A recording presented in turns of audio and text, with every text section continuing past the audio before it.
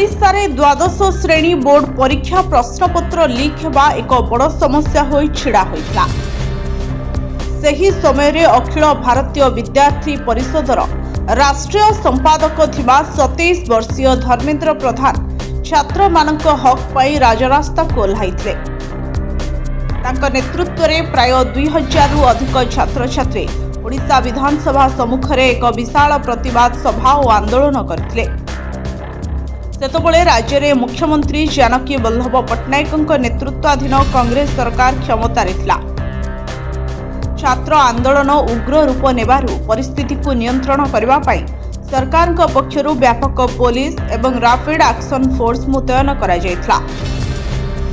प्रतिवाद प्रदर्शन समय रे पुलिस एवं छात्र मानक मध्य रे मुहामुही परिस्थिति सृष्टि होइतला।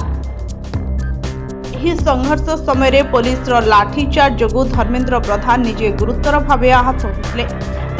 शताधिक छात्र मध्य गुरुतर आहत होई किछि दिन धरी मेडिकल ले चिकित्सित होते।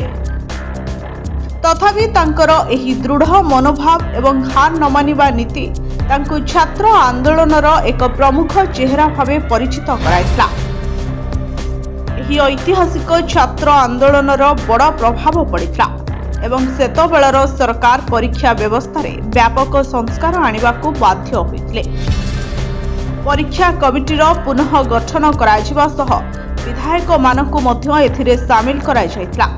परवर्ती समय रे छात्र राजनीति रो निजर क्यारियर आरंभ करथिबा धर्मेंद्र प्रधान देशर केंद्र शिक्षा मंत्री भावे दायित्व ग्रहण करथिले। किंतु निज पदरु इस्तीफा देवा परे एही पुराना आंदोलनर स्मृति पुणी थरे चर्चा को आसी जाइछे।